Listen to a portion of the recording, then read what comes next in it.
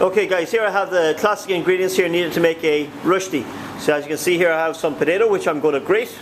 I also have some melted butter, some seasoned salt and pepper, a little bit of oil, and obviously my wee rushti pan, and a spoon then for moulding. So this is stage 1 ingredients.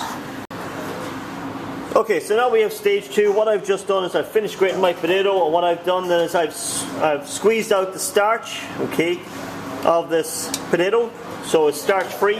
What I'm going to do now is I'm going to add some of my butter in like that. I'm going to add my season, which is in this case salt and pepper.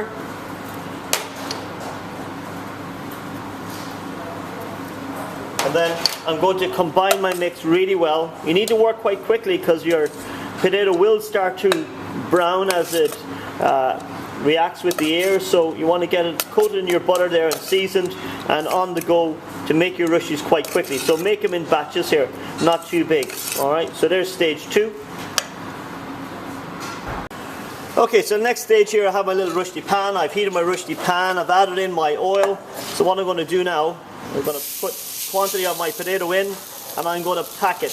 Okay, this is a really nice garnish here to put maybe with a fillet steak.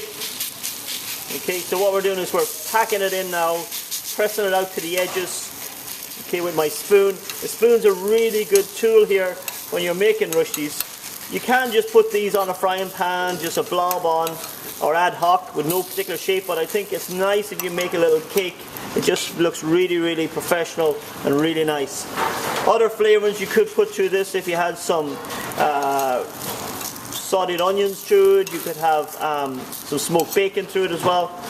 So I'm just going to make a really plain one here today. So like I said, you want to shape it there, press it into shape, and then we want to cook it on the side of the stove. Normally if you have these on in a restaurant, I would have my whole stove here lined the whole way around, my little rushti pans, and I could make maybe 10 or 12 or 15 at one time, obviously for a busy service. So this is the next stage here for my classic rushti. Okay, as you can see there now, I have just flipped my rushti there. So you just want to do, you want to just shape it again around the edge. And we just push our cake down. So we're starting to cook our cake, nice rounded edge on it. And we just want to cook it through. I will be flipping this again, but you can see there, we get a nice golden colour on it there. Yeah. There's the next stage, rushti. Classic. Okay, there's our finished product there now, which I'm going to turn out onto a plate in a second.